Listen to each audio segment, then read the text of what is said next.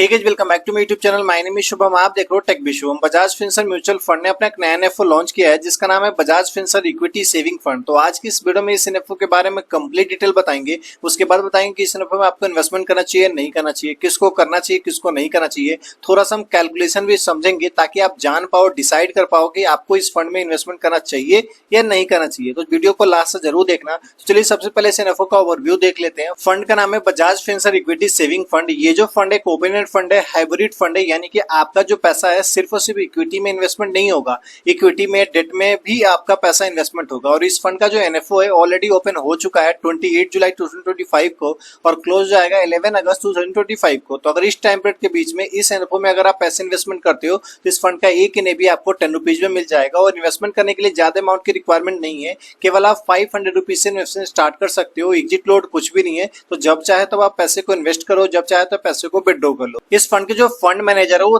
3 fund manager है, क्योंकि यह एक हाइब्रिड फंड है। और जब हाइब्रिड फंड है तो आपका जो पैसा है डिफरेंट जगह पे इन्वेस्ट होगा, यानी कि इक्विटी में तो होगा ही होगा, प्लस में आर्बिट्रेज और डेट में भी इन्वेस्टमेंट हो रहा है। तो इक्विटी वाला जो पोर्शन है वो देखेंगे सौरभ जी, और जो आर्बिट्रेज वाला पोर्शन है वो देखेंगे इल्लेस सिल्वा जी, और डेट वाला जो पोर्शन है वो देखेंगे सिद्धार्थ चौधरी जी। और इस फंड के जो बेंचमार्क है Nifty equity saving total index है। तो चलिए समझते हैं इसके बेंचमार्क को। उसके बाद आपको पता चल जाएगा कि आपका जो पैसा है कहाँ कहाँ इन्वेस्टमेंट होगा, रिटर्न आएगा भी या नहीं आएगा। ऐसे आपको ज्यादातर चीज तो क्लियर हो ही गया होगा कि आपका जो पैसा है इक्विटी में, आर्बिट्रेज और डेट में भी इन्वेस्टमेंट होने वाला है। फिर भी इसके में बेंचमार्क को भी देख लेते हैं, बेंचमार्क पास्ट में कैसा परफॉर्म करा है, आगे क्या ग्रोथ है, ये सारी चीजें। उससे पहले बता दूं कि अगर आप चैनल पे नए हो तो प्लीज चैनल को सब्सक्राइब करके बगल के बेल को जरूर दबा लेना, क्योंकि इस चैनल पे हम आपके लिए पर्सनल फाइनेंस, बैंकिंग और म्यूचुअल फंड से related video back to back लेकर आते हैं। तो चलिए समझते हैं इसके इंडेक्स को, जिसका नाम है निफ्टी इक्विटी सेविंग इंडेक्स। इस इंडेक्स के अंदर में आपको अगर इन्वेस्ट करते हो तो आपका जो पैसा है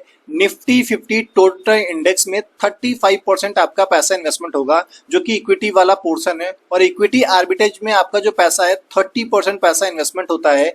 और Nifty short duration debt index में क्या है कि 30% होता है, और निफ्टी 1 डे रेट इंडेक्स में 5% होता है।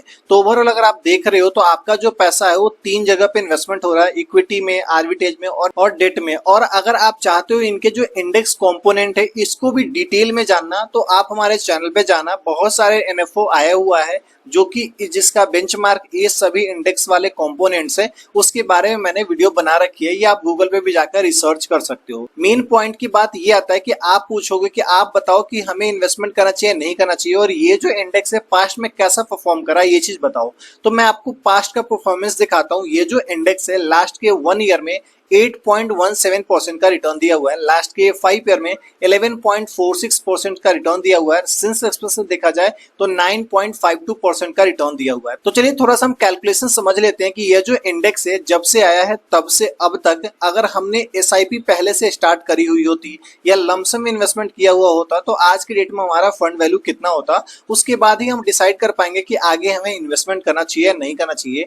अगर इस वाले इंडेक्स के अंदर में आज से आप 10 साल पहले 10,000 रुपीज की अगर आपने एसआईपी किया हुआ होता और सेम जो रिटर्न जो ऑलरेडी मैंने पहले दिखाया है 9.52% का इतना रिटर्न दिया हुआ है, तो आज की डेट में आपका जो फंड वैल्यू होता 20,08,886 रुपीज का होता, जिसमें से आपने जो अपना पैसा जो इन्वेस्ट किया हुआ होता 12 लाख रुपीज का, यानी कि 10 साल में जो एक्स्ट्रा पैसा मिलता वो 8,08,886 रुपीज मिलता।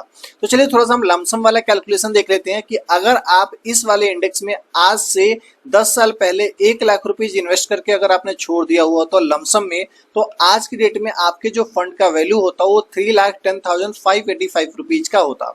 तो ओवरऑल आपको इतना चीज तो क्लियर हो गया होगा कि किसको इस वाले फंड में इन्वेस्टमेंट करना चाहिए, कितना आपको रिटर्न की एक्सपेक्टेशन रखनी चाहिए, सारी चीजें। लेकिन फिर भी हमारा काम है मैं अपना ओपिनियन बताने का और ये चीज बताने का कि किसको इन्वेस्टमेंट करना चाहिए, किसको नहीं करना चाहिए, किसके लिए फंड अच्छा है, किसके लिए नहीं अच्छा है। बात करूं इस फंड को लेकर मेरा ओपिनियन, तो पहली चीज ये है, ये जो फंड है हाइब्रिड फंड है। तो रिस्क की बात करूं तो रिस्क तो कम है, यानी कि अगर आप रिस्क लेने के लिए ज्यादा कैपेबल नहीं हो, आप चाहते हो कि हम कम रिस्क में भी एक अच्छा सा फंड वैल्यू बनाएं, तो ये फंड आपके लिए हो सकता है, क्योंकि इस फंड में ज्यादा रिस्क नहीं है।